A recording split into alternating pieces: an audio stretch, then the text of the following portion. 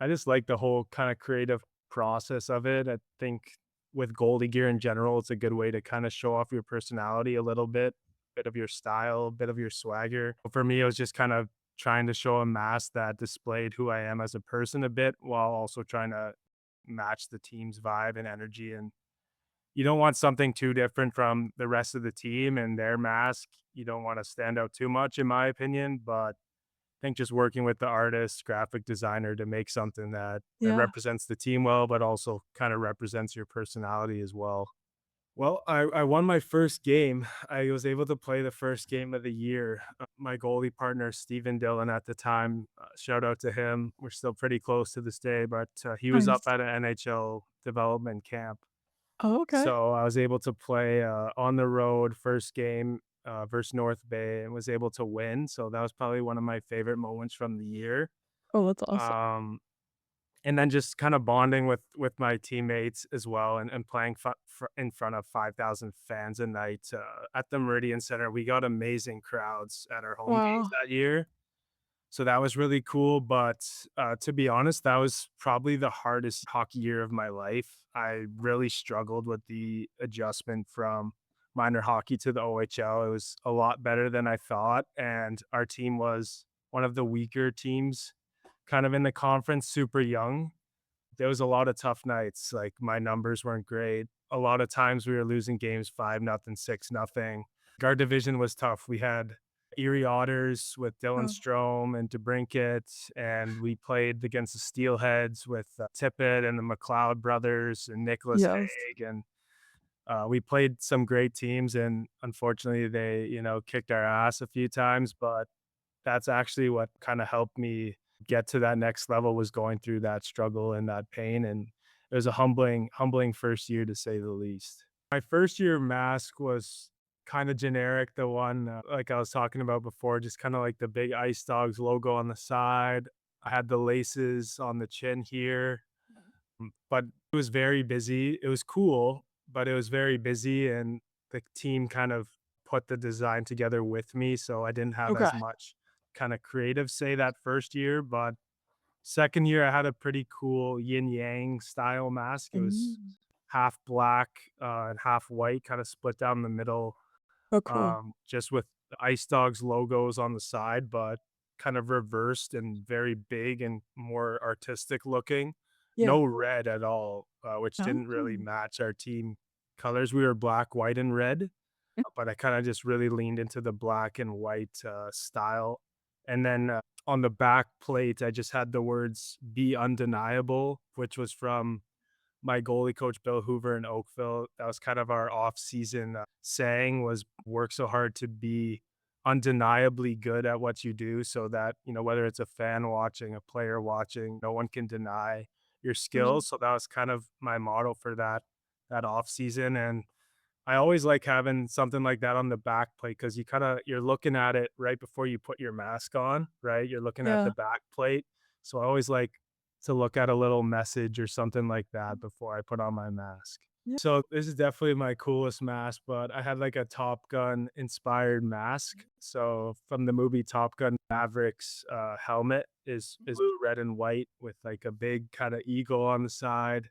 His helmet kinda said Maverick with a V on the front, which I just changed to Spitfires, but I basically replicated his exact helmet on my mask. Well, I kinda stole the design a bit, but really love that mask, really cool design, and obviously, on the Spitfires, I wanted to do something kind of airplane, military, Spitfire related, so I thought was it personally one of my favorite movies of all time, so being able to kinda combine my personality with the history of the team, I thought it was like a no-brainer mask design. So I actually had another kinda Top Gun design again, just with different color scheme, but basically the exact same style, and then I had a kind of like a Kirk McLean style, it's like Mm. the red and gold kinda arrows on the side, Yeah. just all black mask, just kinda like red and gold arrows on the side. So very, very simple, design, but it matched my, pads and glove and block Yeah. and the rest of the set, so it looked pretty cool together. If you look up a picture of it online, you'll kinda see it. It's pretty cool.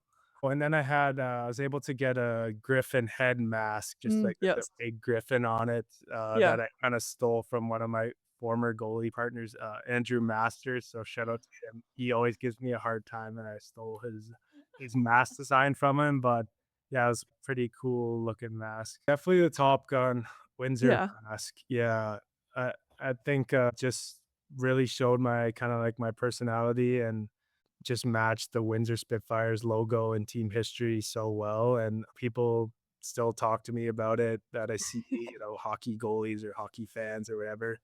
I Oh, had the nice. full, Top Gun setup too with the pads, blocker, and glove. It was, like, one of the first years that Bauer came out with that custom, design where you could, like, actually make, like, put anything you want and on Okay. pads. Like, before in the past, you could do custom graphics, but it was more Mhm. like you had a set graphic and colors you can choose from, and you can't really go outside the lines, whereas that year was the first year of like, okay, your pads, blocker, and glove is like a blank canvas, and you can kind of put whatever you want on it. So I was able to, get the mask and the rest of the set all dialed in, and definitely helped me with my confidence on the ice. When you're looking good, you feel good, and Yeah. we play good too. Sure. So the name's called Trust Your Instincts Goaltending. I like So that name. it's kind of like a play on words with my last name of Yeah. instincts. So I guess that's kind of my motto is just not overthinking the game when you're actually playing. It's good to just kind of trust the work you've put in, whether it's Yeah. practice or off season. And then my whole kind of approach is doing actual mentoring calls and game analysis. So goalies can send in videos of their games or practices. We can kind of go over it and break it down where I see weaknesses or areas of improvement, and kind of take it from there. The mentoring is anything from, dealing with relationships with your teammates, hockey gear questions, off-season training questions, game analysis, practice analysis, and everything and anything in between. Yeah. When I was in minor hockey, I was lucky enough, my dad got a GoPro, and he stuck it behind Oh, the net for a lot of my games and practices, or even if my dad couldn't make it, I would put the GoPro up, behind my net before practice, so and I cool. think that's probably the number one thing that young goalies should be doing if they're Yes. not already, if they're passionate about trying to get to the next level, because you need to see what you look like on the ice. Before my dad did that, I didn't realize how I looked, and Mhm. looking the part is just as important, if not more important than the actual results.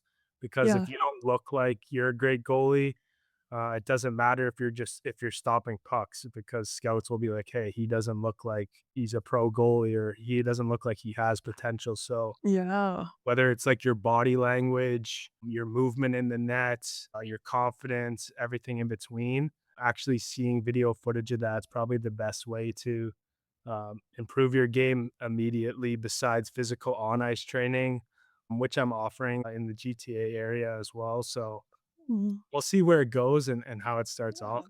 Definitely want to focus on the mentoring aspect of things to start.